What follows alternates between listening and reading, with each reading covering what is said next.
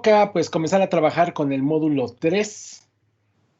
Vamos a agregar pues una capa de cómputo a nuestras soluciones, en nuestros servicios, pero antes de eso, por aquí, ayer me quedé yo con el pendiente de buscarles una liga que nos sirve precisamente para poder averiguar la latencia que tenemos presente en cierto momento desde un punto geográfico a las diferentes zonas o regiones, más bien a las regiones que tenemos en AWS, ¿no? Entonces, estoy copiando esta liga precisamente en el chat, por favor tómenla. Esta es interesante porque ayer decíamos, oye, si estoy en cierto punto geográfico, pues ¿cuál es la latencia que yo tengo a cada una de las regiones que pudiéramos nosotros considerar? Entonces, aquí lo que hacemos con esta liga, pues es precisamente ver esa latencia, ¿no? Que nosotros vivimos al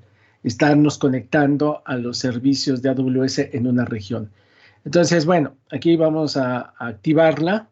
Ya les va diciendo cuál es la latencia precisamente en milisegundos. Entonces, por ejemplo, yo estoy basado en la Ciudad de México. Estoy en la Ciudad de México y entonces, bueno, pues es obvio que me conviene la de North Virginia, allá arriba en Estados Unidos, ¿no? Del lado oeste. ¿Ok? Entonces, ustedes, según en donde se encuentren, vean que, por ejemplo, aquí 68 y 70 está en la parte de la región dedicada a gobierno, en la parte central, más o menos muy parecidas. Entonces, con esta herramienta, pues ustedes pueden tener una idea de qué tan bien les puede ir en términos de latencia cuando se conectan a una región en particular, ¿sale? Entonces, ayer yo me quedé con eso. También otra cosa que yo me anoté es el que ustedes visualicen por región cuáles son los servicios que tienen disponibles. Entonces aquí les copio esta liga. Mande usted. Bueno, creo que es alguien que se está conectando todavía. Entonces esta liga les dice por región cuáles son los servicios que están disponibles. Entonces es una liga interesante para que ustedes sepan qué servicios tienen disponibles en cada punto, ¿no? Entonces tenganla ahí en mente. Y otra liga que también quería compartir con ustedes es, ya la pegué ahí en el chat, es esta de la cuota de servicios, es decir, cuál es el número máximo de recursos que yo puedo estar solicitando para un servicio en particular.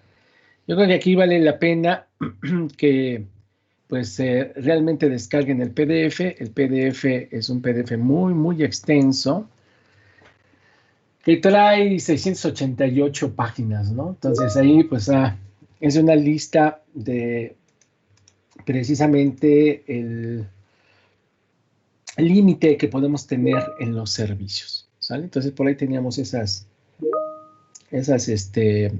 ligas que yo me quedé para poderles conseguir y que estuvieran ahí a la mano. Son ilustrativas. Yo creo que quizás la más urgente para cuando uno comienza a decidir sobre qué regiones uno quiere hacer el diseño, pues es precisamente la herramienta para ver la latencia a cada una de las regiones. ¿Ok? Bien.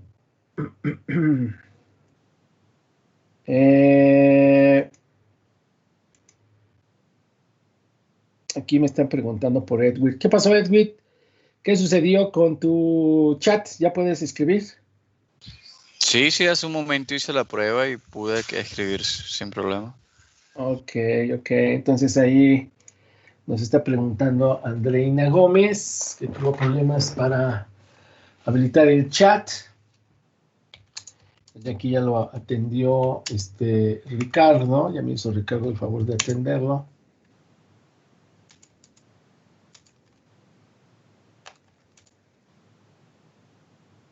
Bien.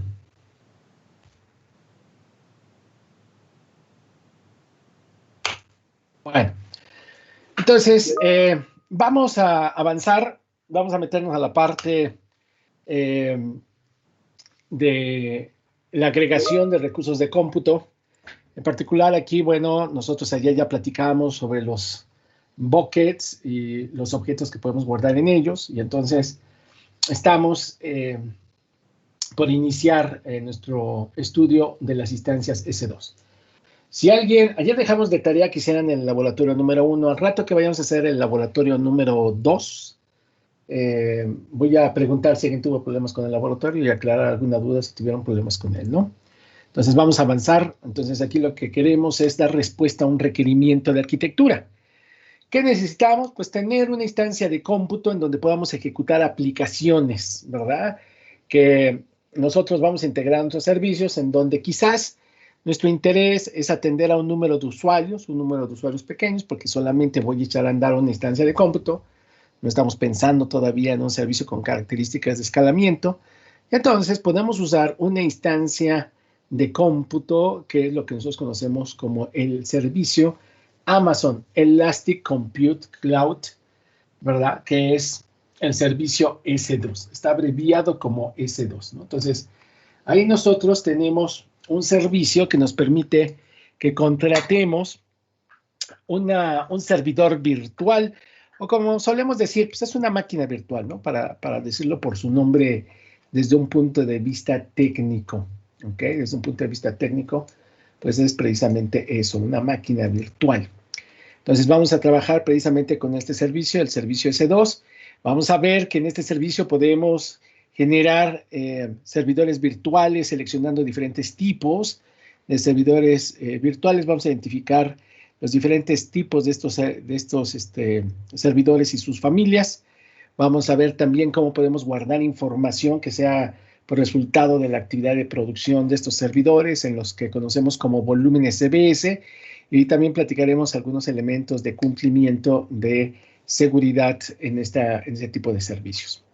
Entonces, bueno, el servicio S2 nos permite hacer la contratación pues, de un servidor virtual, ¿verdad?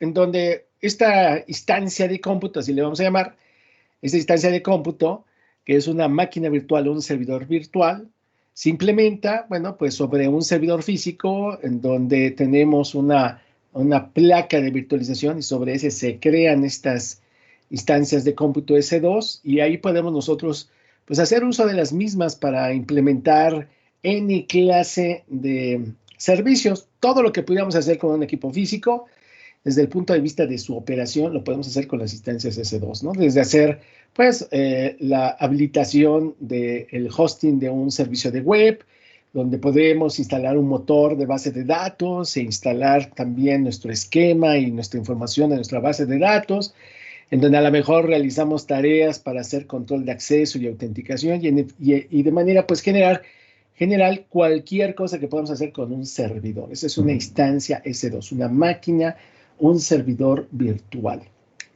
Perfecto. Una de las cosas que tenemos que manejar como un paradigma es que estas instancias de cómputo S2 pues, nos sirven para resolver cualquier problema que podamos utilizar con un servidor tradicional en nuestras propias instalaciones. Pero también tenemos que considerar que estas instancias de cómputo son recursos que nosotros en un momento dado, ¿verdad?, podemos desechar, ¿verdad? Así como las solicitamos en el momento que queramos, así también las podemos terminar, es decir, decirle, ¿sabes qué? Ya no la quiero más. Eso rompe un poquito el paradigma que nosotros tenemos con nuestros equipos de cómputo, ¿no? Nuestros equipos de cómputo, pues tenemos nuestro hardware, tenemos nuestro software, y ¿qué hacemos? Siempre protegemos la integridad de esos equipos, en términos de su funcionalidad, en términos de que pues los mantenemos a través del tiempo, poniéndole sus parches pues para nosotros es una herramienta de trabajo de largo plazo. En el caso de las instancias S2, hay que verlo diferente.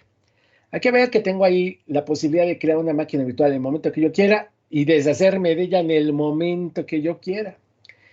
Eso pues tiene ciertas ventajas, ¿no? Por ejemplo, si a mí me dicen, oye, estoy haciendo el diseño de un servicio y entonces a mí me dicen, oye, hay que implementar un servicio y yo tengo duda de que si sería bueno tenerlo en un servidor de Windows o un servidor de Linux o ponerlo en un servidor de cliente o en un servidor de tipo o en una instancia de cómputo donde tengamos un sistema operativo de tipo servidor. Si yo tengo esas dudas, pues no problem.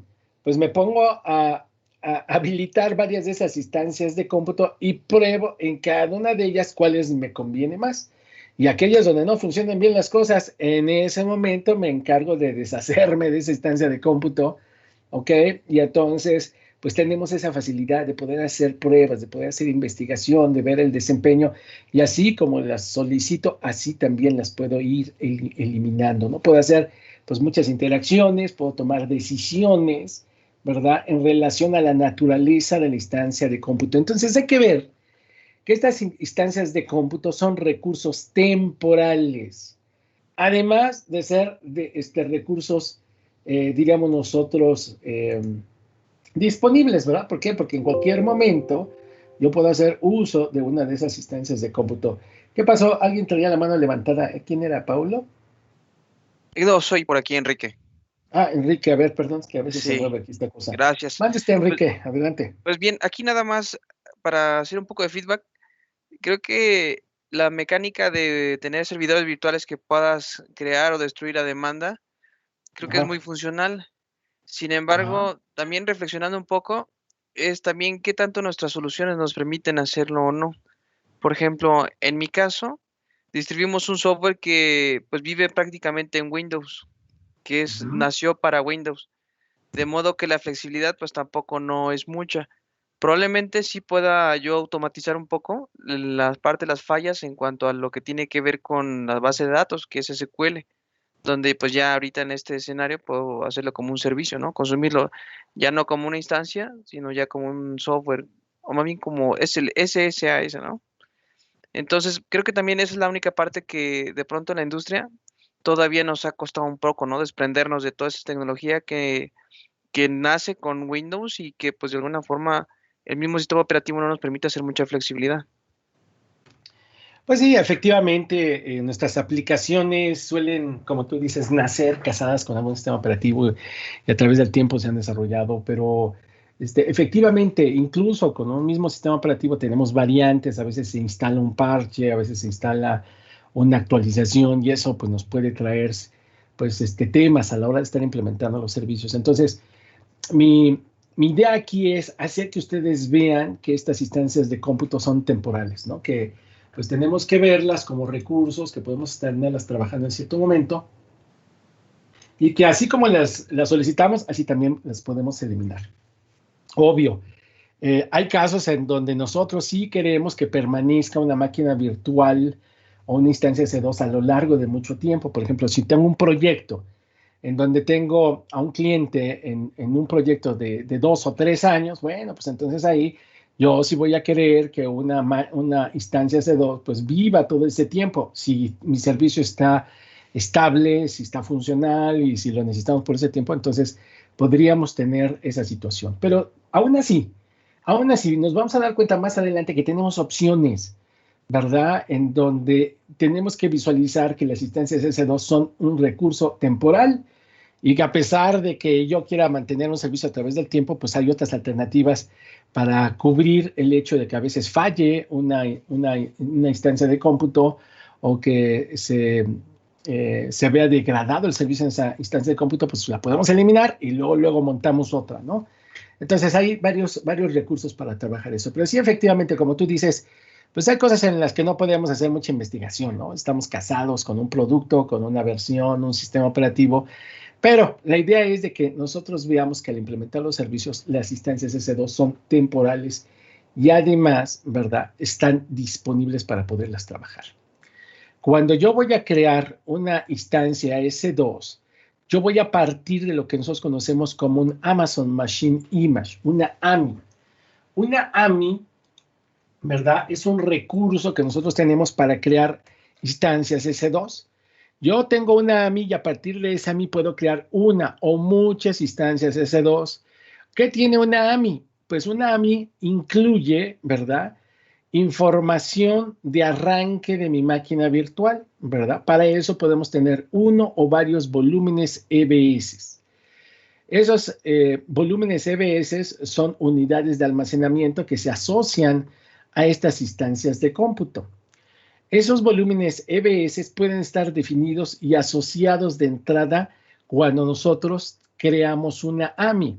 nosotros nos vamos a dar cuenta que AWS tiene muchas AMIs que ya están creadas simplemente para que nosotros las utilicemos y podamos crear una instancia de cómputo rápidamente. Miren, si yo, por ejemplo, tengo un equipo físico y en el equipo físico voy a instalar un sistema operativo, pues ¿qué tengo que hacer? Tengo que conseguirme mi ISO, lo pongo en la charola del dispositivo, arranco y comienzo a realizar todo ese proceso de la instalación del sistema operativo que me puede llevar muchos minutos, en donde tengo que andar respondiendo a muchas cosas de manera interactiva para poder llegar al punto en donde ya el equipo de cómputo ya tiene un sistema operativo que está funcionando bien.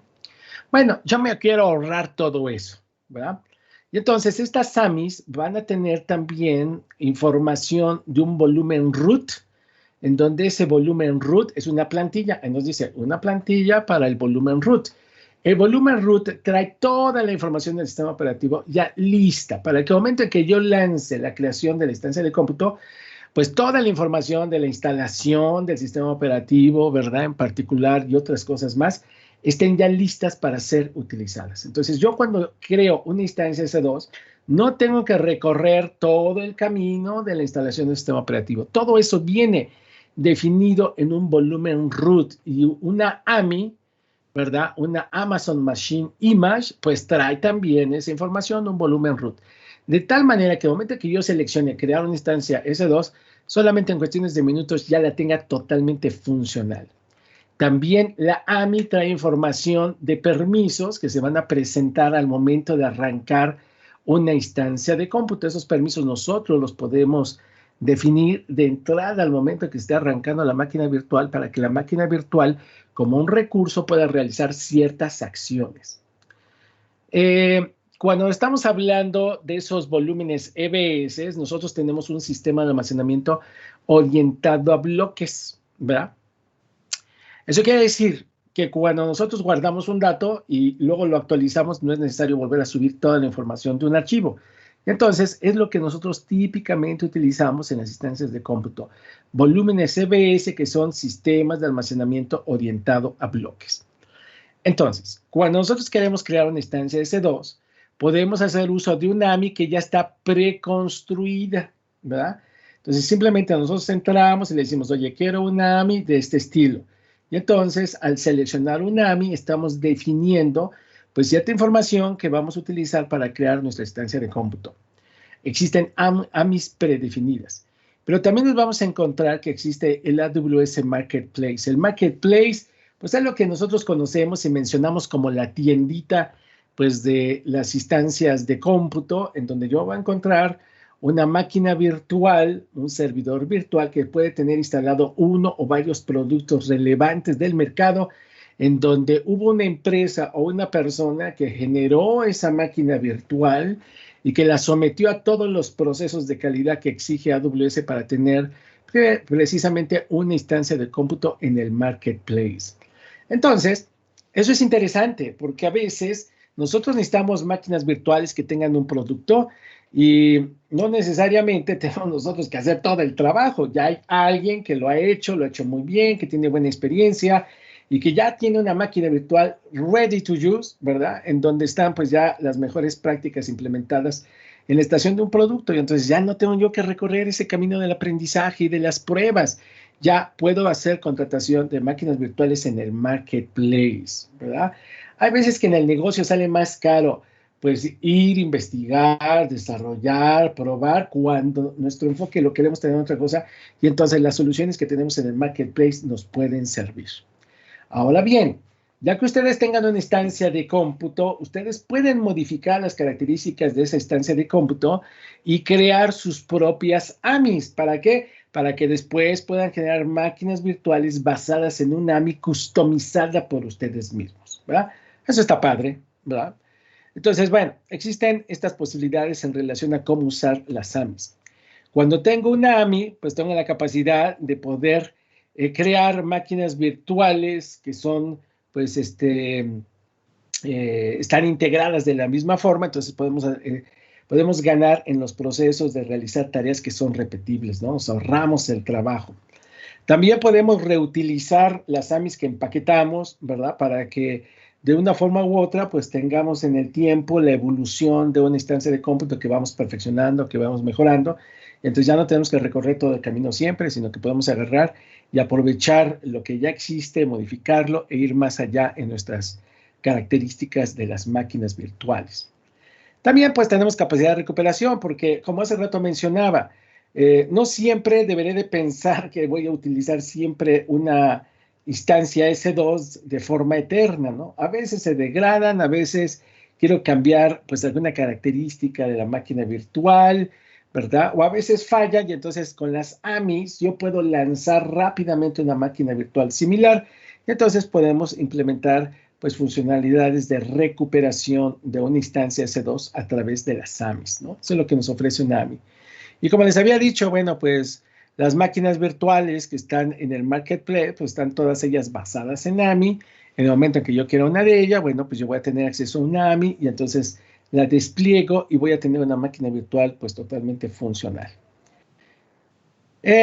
Las AMIs también nos permiten pues guardar esa imagen de una instancia de cómputo y generar backups de las AMIs y después quizás hasta almacenarlas en un sistema de almacenamiento S3, luego replicarlas a otra región y poder pues implementar otra instancia de cómputo a través de un backup de una AMI en particular.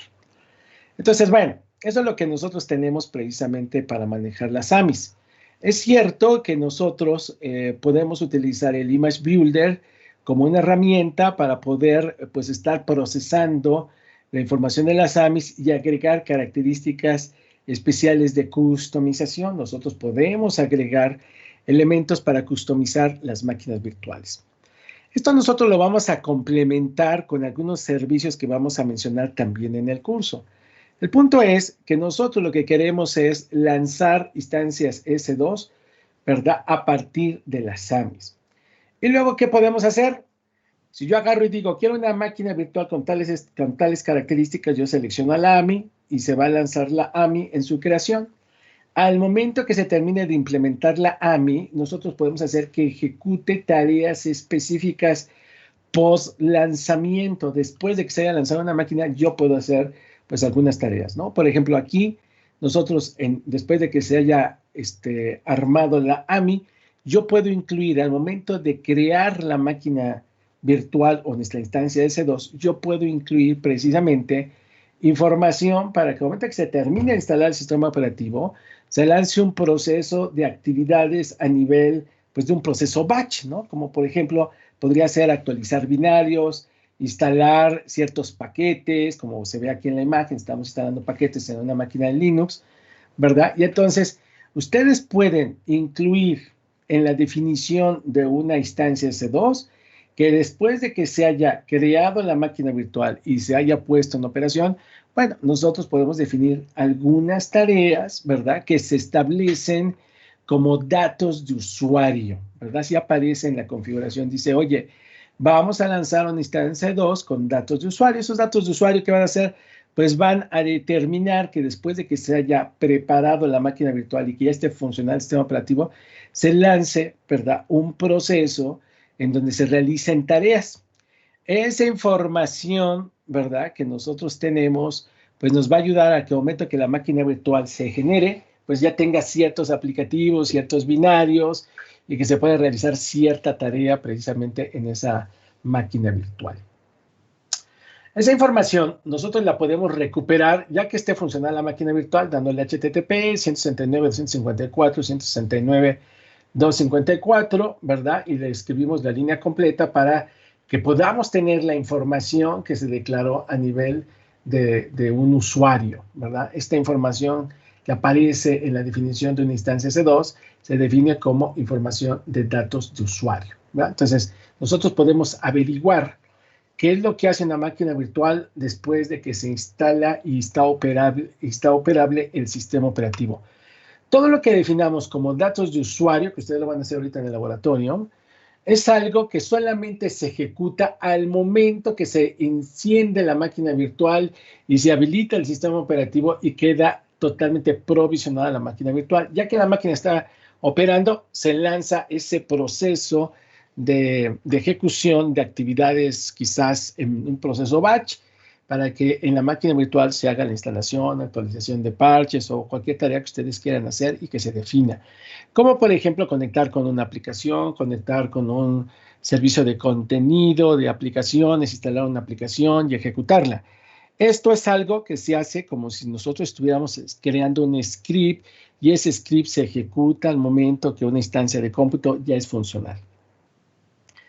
Ahora bien, nosotros en la AMI, según la que nosotros seleccionemos, nos vamos a encontrar con que vamos a tener el requerimiento para guardar información y entonces nos vamos a dar cuenta que hay un servicio de almacenamiento EBS. Cuando hablamos de un sistema de almacenamiento EBS, nosotros vamos a declarar que queremos tener varios volúmenes para almacenar información que se maneja en una instancia de cómputo S2. De estos volúmenes EBS hay un cierto tipo de volúmenes de almacenamiento que se conocen como instance. Las storage instance son volúmenes, ¿verdad?, que se asocian con la máquina virtual, que están conectados esos volúmenes directamente a los servidores donde operan las máquinas virtuales, y esas instancias de almacenamiento, ¿verdad?, son temporales, son efímeras, ¿verdad? Y entonces decimos que tenemos un instance store. Un instance store se habilita con dispositivos que están conectados directamente a los servidores donde operan las máquinas virtuales.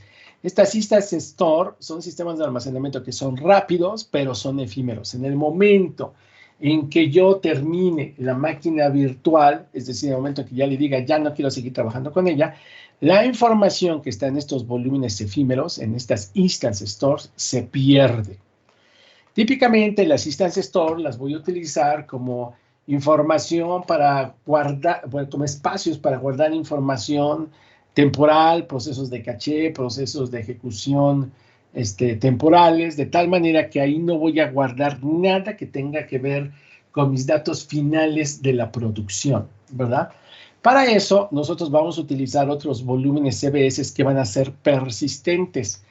Todos los volúmenes EBS son volúmenes de almacenamiento orientados a bloques, ¿verdad? Y entonces, si yo selecciono asociar un volumen EBS adicional a mi instancia de cómputo, entonces ese volumen me va a servir para que yo pueda guardar información de producción de esa instancia de cómputo como si fuera un disco externo, por decirlo así, ¿no? Entonces, esos volúmenes EBS que no son instance store, bueno, pues están basados en sistemas de almacenamiento que tenemos en la red. Esos volúmenes son persistentes, es decir, que yo puedo apagar una instancia S2 y terminarla, ¿verdad? Y entonces la información permanece. Y entonces yo puedo, con estos volúmenes EBS, guardar mi información a través del tiempo. Y si en un momento dado, vamos a pensar que yo ya cumplí con la tarea de crear un procesamiento, de procesar información, y yo quiero conservarla posteriormente, bueno, pues entonces voy a mandar la información al volumen EBS. Si ya la máquina virtual no la necesito, entonces me conviene terminarla. Terminar una máquina virtual implica que yo agarre y elimine la máquina virtual de mis recursos. ¿Para qué? Para que ya no incurra yo en costos. Cuando se termina una máquina virtual S2, ya no se puede recuperar esa instancia S2 para tenerla de nuevo. Eso ya no se puede. Por eso les decía que estos recursos son recursos temporales y son recursos que están disponibles.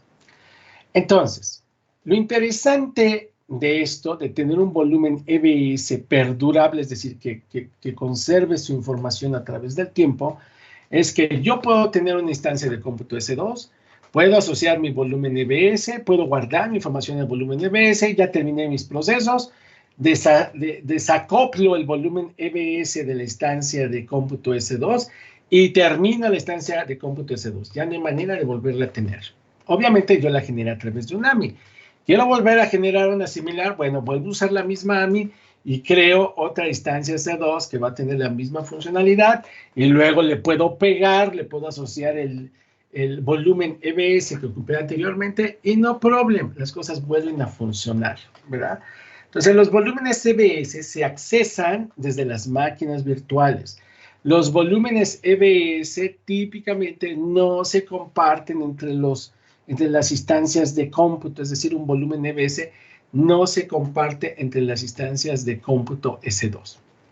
Para eso hay otras opciones, ahorita las vamos a platicar. Ahora, vean lo que dice acá abajo, me dice, oye, mantén en mente que pues varios volúmenes de EBS, ¿verdad? Pueden estar asociadas con una misma instancia. Puedo asociar varios volúmenes EBS a una sola instancia.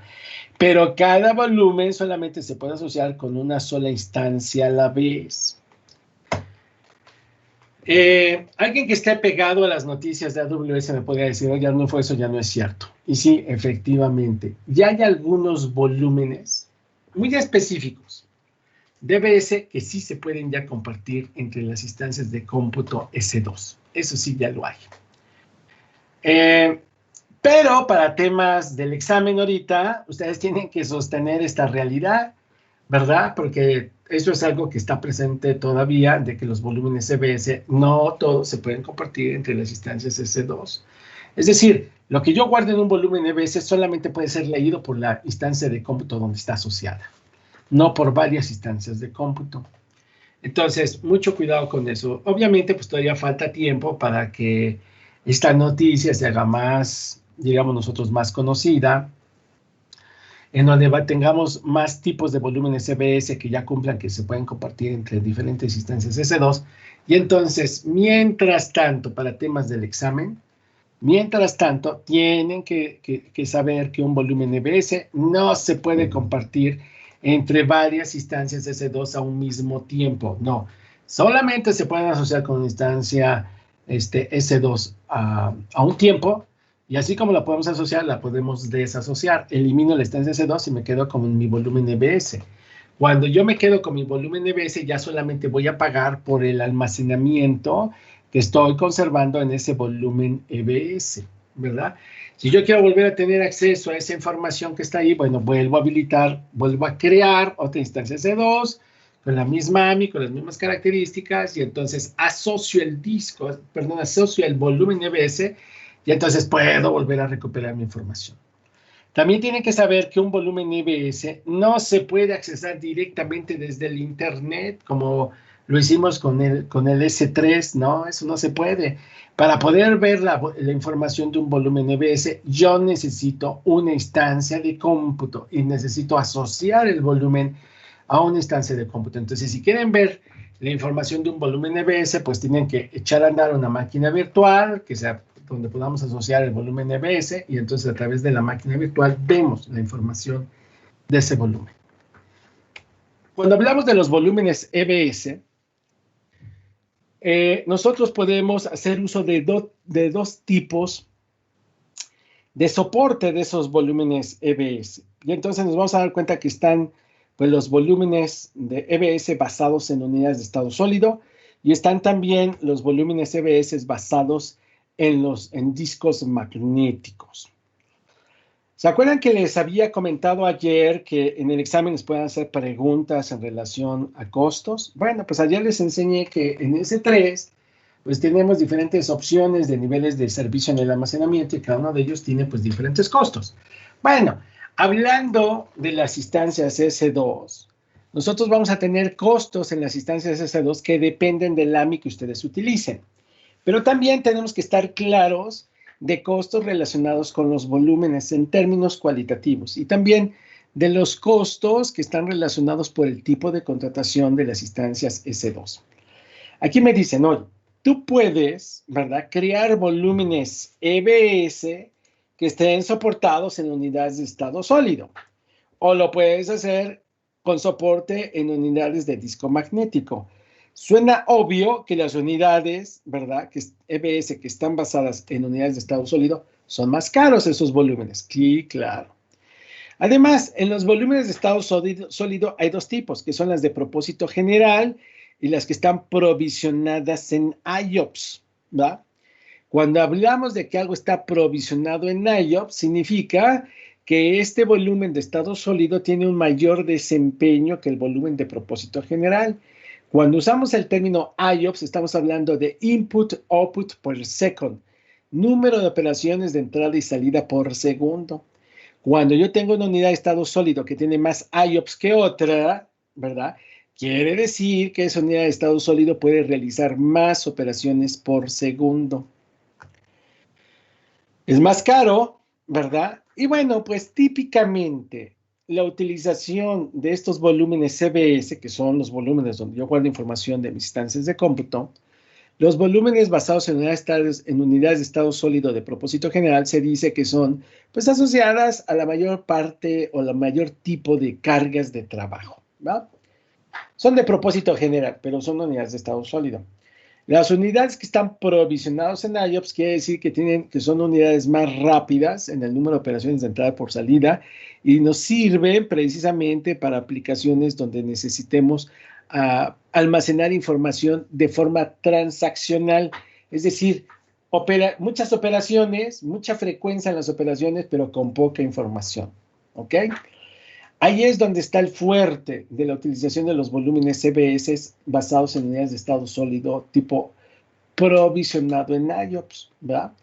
Cuando yo digo una operación transaccional, pues por ejemplo podría ser que estamos haciendo que vamos al cajero y retiramos cierta cantidad de dinero. Esa es una transacción. Y entonces, ¿qué hacen? En un volumen EBS registran tal día, tal hora, en el cajero tal, se sacó tanta cantidad. Eso es información de tipo transaccional.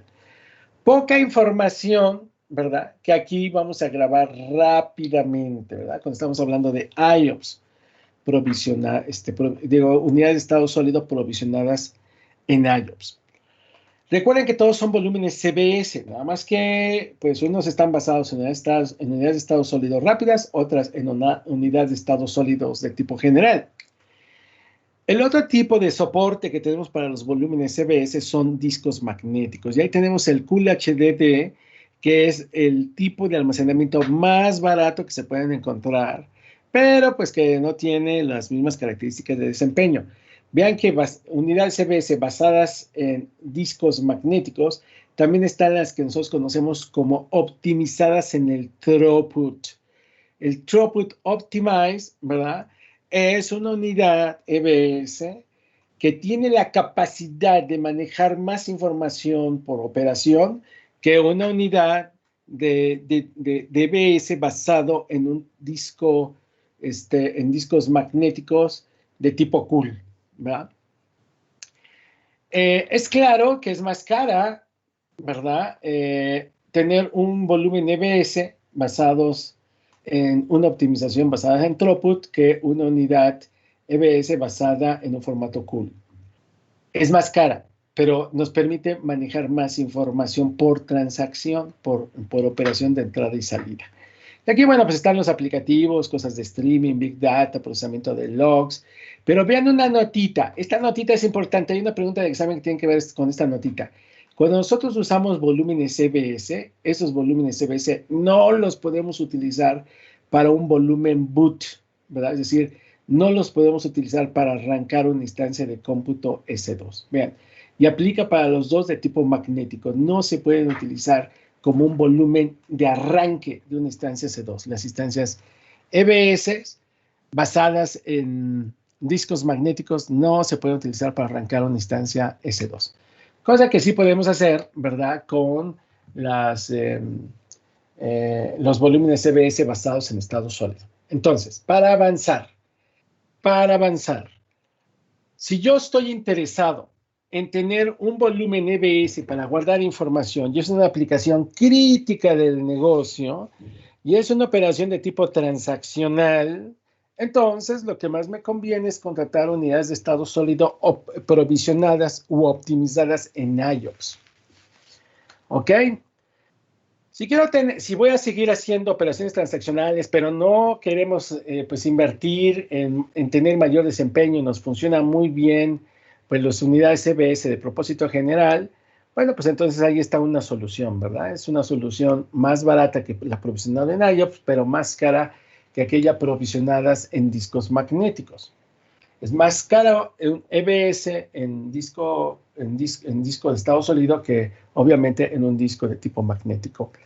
Y de estas dos, la que está provisionada en throughput es más cara que la que está provisionada, ¿verdad?, de manera normal, que es el Cool HDD. Entonces, ojo con esto. Si la aplicación es transaccional y requiere alta velocidad, entonces hay que utilizar las unidades EBS basadas en unidades de almacenamiento provisionadas en los IOPS.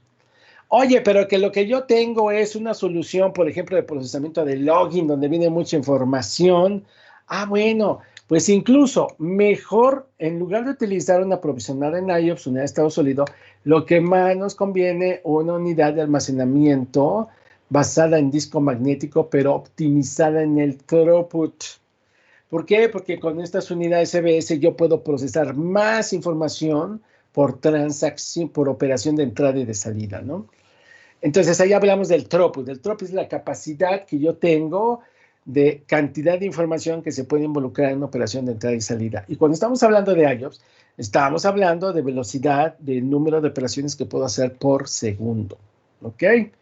Entonces, ahí están precisamente los dos tipos de volúmenes EBS. Tengan en mente que los que están basados en discos magnéticos no se pueden utilizar como un volumen de boot en nuestras instancias S2.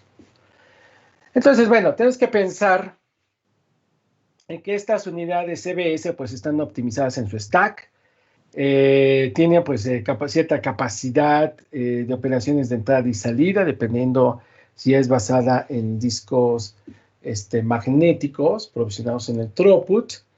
Y bueno, pues nos funcionan muy bien para poder pues guardar información de nuestra instancia S2 hacia el dispositivo donde se guardan finalmente los datos, ¿no? Entonces, bueno, pues ahí nosotros podemos tener un ancho de banda, ¿verdad? De los 425 megabits sobre segundo a los 14,000, dependiendo, pues, de la instancia de EBS que nosotros estemos utilizando. Una solución diferente es aquella que yo busco al poder, pues, tener la posibilidad de compartir archivos a través de varias instancias de cómputo. Esto es un sistema de almacenamiento diferentes al EBS. Con el EBS, un volumen EBS se asocia a una instancia de cómputo y no se puede compartir con otras instancias de cómputo. Solamente se pueden asociar con una instancia de cómputo a la vez. S3, bueno, y entonces aquí tenemos esta conclusión, ¿no? Que EBS solamente se puede asociar a una sola instancia de cómputo, que no podemos compartirlo con otras instancias de cómputo. También nosotros ya estudiamos S3, bueno, pues sí se puede compartir con varias instancias de cómputo, pero este es un sistema orientado a bloques, entonces no es ideal típicamente en las transacciones que generamos en las instancias S2. Y luego tenemos la alternativa de servicios de almacenamiento FS o los FSX, en donde nosotros sí podemos ya tener un volumen FS, ¿verdad? Que se puede montar en diferentes zonas de disponibilidad o en diferentes regiones o en diferentes VPCs o en diferentes cuentas para que se pueda compartir, ¿verdad? Entre diferentes instancias de S2 que tengamos en diferentes zonas de disponibilidad, regiones VPCs y además de cuentas. Eso está padrísimo, ¿verdad? Pero es un sistema de almacenamiento orientado a archivos. Es el Elastic File System. En el caso de Linux funciona perfecto con NFS versión 4.0. Pero también podemos tener una variante que es los sistemas de almacenamiento FSX que están diseñados para Windows. Vean, los EFS están diseñados para cajas de trabajo de Linux, ¿verdad? Y las que son FSX están asociadas a las instancias de cómputo de Windows y las que son FSX también están asociadas a las máquinas virtuales que tienen sistema operativo Lustre, ¿verdad? Y entonces también los podemos compartir entre diferentes cuentas, diferentes VPCs, diferentes regiones o zonas de disponibilidad, ¿verdad? Entonces son soluciones de almacenamiento orientado a archivos. Tengan en mente eso. Mande usted. Una consulta, o sea, el EFS no es ni de objetos ni de bloques. Entonces, ¿de qué o cómo funciona? Te dice que son de archivos. La unidad fundamental son archivos, ni más ni menos que un archivo. En el ambiente del almacenamiento hay tres tipos de almacenamiento: orientado a bloques, orientado a objetos y orientado a archivos. De hecho, NFS, como un sistema de manejo de archivos en las redes, pues es precisamente una forma en cómo compartir archivos completos en sistemas operativos Linux, ¿no? Así nació. Pero NFS es un protocolo de transporte de archivos. Entonces, al momento que te pregunten, ¿cómo puedo tener un sistema de almacenamiento a bloques? Tú vas a tener que decir S3. Cuando te pregunten, oye, ¿cuál es un sistema de almacenamiento orientado a bloques? Entonces está EBS. Cuando te digan sistema de almacenamiento orientado a archivos, pues es FS para comunicar y compartir esos sistemas de almacenamiento entre máquinas Linux. O se llama FSX si estamos hablando de un Windows o estamos hablando de un sistema operativo lustre, ¿no? Bien. ¿Sí estamos, mi estimado? ¿Quién preguntó? Sí, gracias. Sí, ok. Perfecto. Ahora, cuando yo voy a lanzar una instancia S2, nosotros tenemos que determinar la naturaleza de esa instancia S2. Y entonces, nosotros vamos a ver que un primer elemento para identificar una instancia S2 es el nombre. En el nombre, pero a ver, antes de eso, me estoy acordando que me gustaría mostrarles algo que no van a ver en su presentación, pero que es importante antes de meternos aquí a las instancias S2 en cuanto a sus características. Hay que hablar del ciclo de vida de una instancia S2. Entonces, a ver, déjenme ver por aquí. Debo tener un diagramita.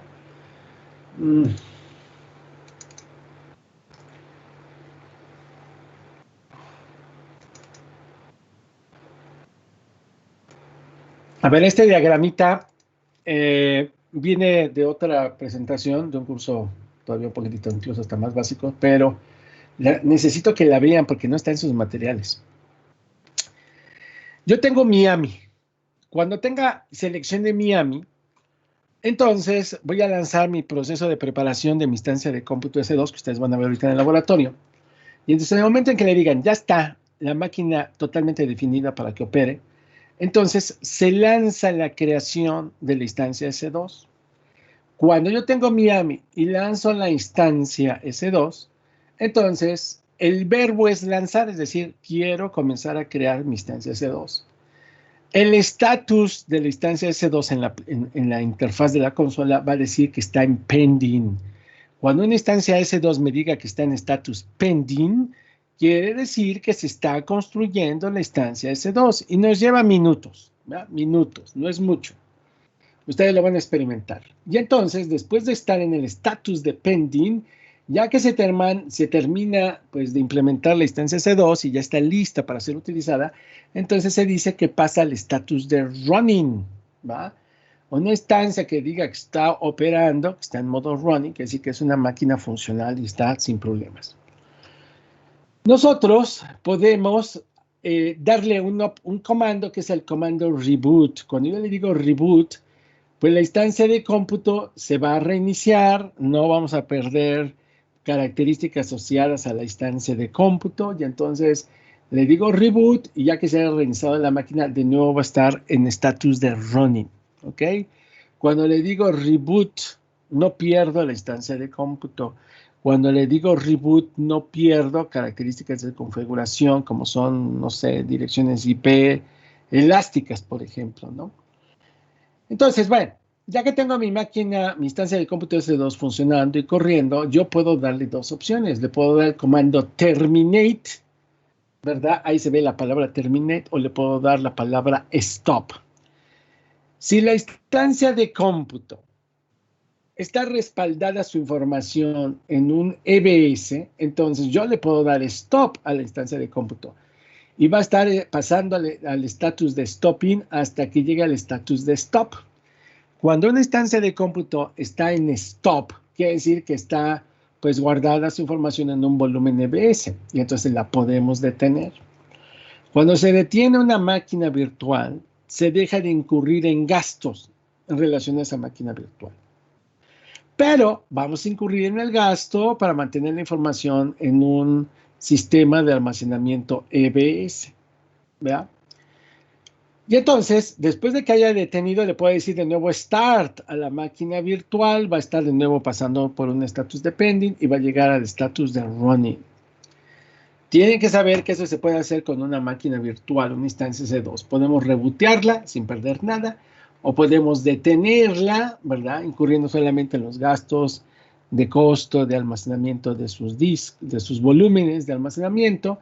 Y la otra opción es darle el comando terminate. Entonces, si ustedes se dan cuenta, estas palabras que están aquí entre los enlaces, ¿verdad? Que están en gris, son los verbos. Yo le voy a decir a una máquina virtual terminate y ¿qué va a suceder?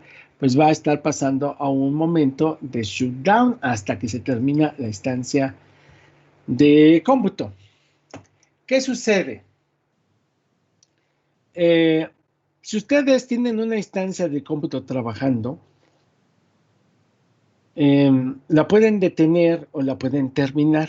Son dos cosas bien diferentes. Detener es como decirles, ¿sabes qué? Quiero que pases, permítanme la expresión, a un estado de suspensión, donde no va a haber cálculos, no va a haber, pues, tareas relevantes. En el caso de terminar, elimino la instancia de cómputo. En el caso de darle stop, es como meter una instancia de cómputo a un estatus de suspensión. Pero entonces, mucho cuidado. Si yo le digo terminate a una instancia C2, en ese momento le están diciendo adiós a la instancia de cómputo y no hay manera de volverla a tener, ¿eh? La misma instancia no. Puedo volver a través de la AMI a volver a crear otra instancia de cómputo, pero es una instancia de cómputo diferente. Entonces, aquí están esas dos opciones. Detener y rebootear, en donde yo no pierdo, pues, información de la instancia de cómputo, y la otra es decirle terminar, que en el momento que digo terminar, adiós, ya no vuelvo a ver esa instancia de cómputo en mi camino. Este es el ciclo de vida de una instancia S2. Quería que lo tuvieran por ahí presente. Bueno.